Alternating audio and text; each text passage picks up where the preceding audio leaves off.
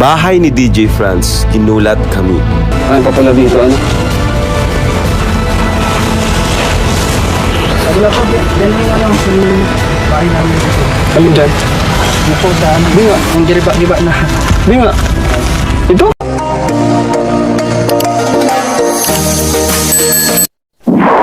Hello everyone! Welcome back again to my channel. So mga kasukay mga kalingap, isang mapagpalang araw na muli sa atin lahat. Mega loud shoutout po sa atin lahat. So ito lang muna oh. Commercial muna tayo guys. So ito meron tayo ditong nakasuot na Team Kalingap. Ayan, shoutout kay Bro Marsano TV. Sa kanya lang galing ito nung nasa daet po kami. Nagbigay siya nito. Ayan oh. Kinabit ko lang dito sa aking damit. O diba, meron siyang pag-giveaway na nakasulat na Team Kalingap. Ayan, mega loud shoutout kay Marsano TV.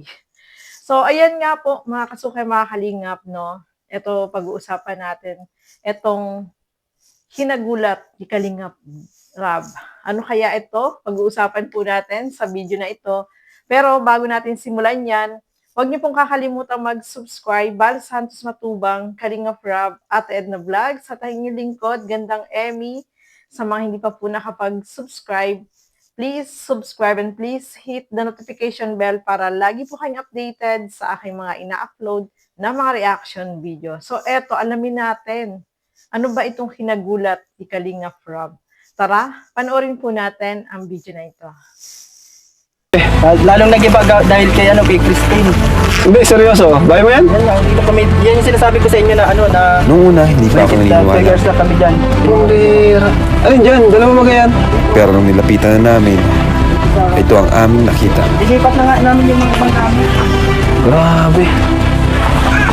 Mas na. Dati pa yung kahit wala pa si Christine, ganyan na talaga yung ano na yan. Dito sa, ano, Matagal na kayo dito? Ano ba? Ito pala yung sinasabi mo sa akin. 2 years na po kami dyan, mahigit mga 3 years na, tumula nung, yan po yung sinasabi ko, yung ano, na tinitirhan namin 2 years na, mahigit mga 3 years na, dito. Kala ko sa Mercedes ka. Yung sa mama ko, tapos yung wala pa akong asawa, sa Mercedes talaga ako nakatira. Nung nagkasawa ko dito sa Basod, dati doon kami sa ano, yung dati in-invite ko kayo ng birthday ng asawa ko, doon yung sa unahan pa. Oo nga, yun yung nasa isip ko. Paano kayo napunta dito? Wala na din, giniba na kasi yung bahay na yun doon, wala na, pinalis na kasi sila doon, yung lola ng asawa ko, sa bahay na dati doon. Kaya dito sa, ano na Dito kayo ng lugar to. yung ano po yan, yung doon sa, Kasi yung mga mga anak mo, wala pa dito nakatira? ngayon po ano, inaayos po kasi namin Kasi kasi mga anak mo yan dito. Anak mo yan? naglilinis po sila dito ng ano, naglilinis nitong ano, mga Oh ano my kasi God. nag-iisa-isa kami ilipat doon sa ano, na mabilisan lang na ano, alam mo na.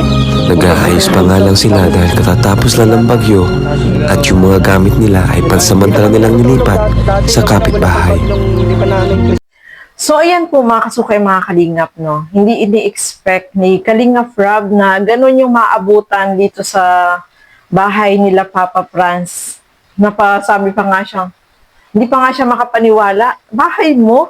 Tapos sabi niya pa, oh my God. O diba? Hindi siya makapaniwala na ganun yung maabutan nilang sitwasyon dito sa kalagayan nila Papa Franz. Kasi si Papa Franz, hindi naman po siya nagsasabi kay Kalingap Rab na ganito yung kalagayan namin, ganito yung bahay namin. Basta masaya lang siya kasi nakapasok siya sa Kalingap at sobrang malaking tulong po yun para sa kanila na nakasama siya dito kay Kalingap Rab, no? Hindi alam ni Kalingap Rab na ganyan yung sitwasyon nila Papa Franz, mga Kalingap. Kaya sobrang nagulat po siya na ganun pala yung sitwasyon na maabutan nila sa bahay nila Papa Franz. So naawa po si Kalingap Rab. Siyempre, makikita mo na ito si Papa Franz, masayahin, di ba? Yung mahilig mag-joke. Basta ano siya, yung masayahin talaga siya. Hindi siya nagpapakita na ganun yung kalagayan nila sa yung kung ano mayroon sila sa kanilang tirahan ng mga kasukay, mga kalingap. Kaya sobrang naawa po si Kalingap Rab dito kay Papa Franz at sa family niya siyempre. Kasi kita niyo naman po pagpasok pa lang doon sa bahay nila, ay talagang sira na yung bahay. Hindi maayos. Tapos yung bubong sira-sira dahil nasira lalo na nung bumagyo, kaya nakikituloy lang sila doon sa excuse me, doon sa lola, mga kalingap. Kaya sobrang nakakaawa din po yung kanilang kalagayan, no? Marami po yung nagulat na ganito pala yung sitwasyon ni Papa Franz, kasi hindi mo naman siya makikitaan na malungkot, di ba? Lagi siyang nagjo-joke, lagi siyang masaya, at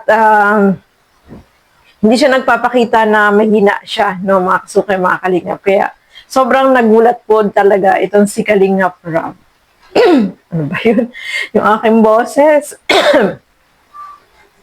So, ayan, nakita po natin yung sitwasyon ni Papa Franz. Nakakagulat, no? Kasi hindi natin ni-expect na ganun pala yung kalagayan nila, na sobrang hirap na hirap din sila sa buhay at yung walang maayos sa tirahan. Pero, nagtsatsaga siya talaga na pumasok.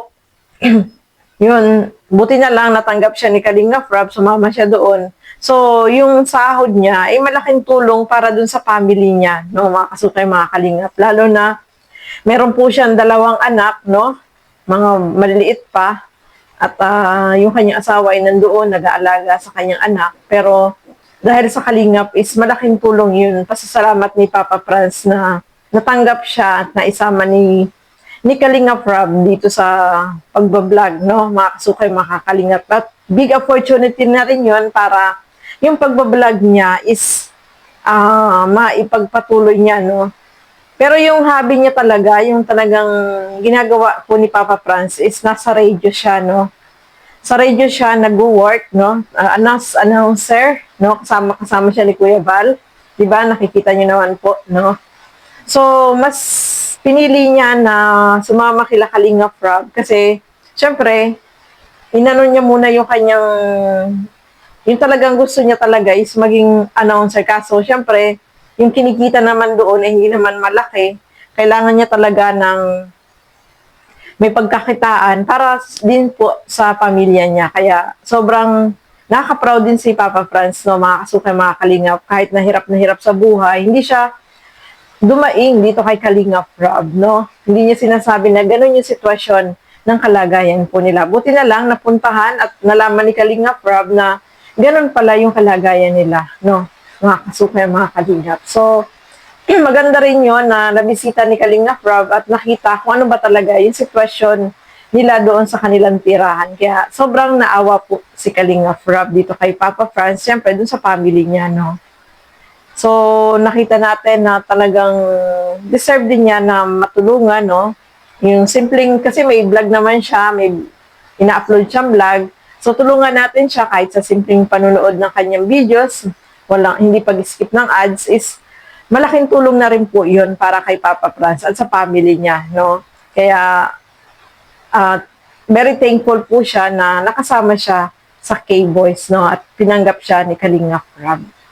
So, ayan, mga kasukay, mga kalingap, maraming salamat po sa inyong panonood at lagi po natin suportahan lahat ng mga Kalingap partners and Kalingap reactors. So, hanggang dito na naman po muna. Keep safe everyone. Thank you for watching. Mabuhay po tayong lahat. Bye-bye!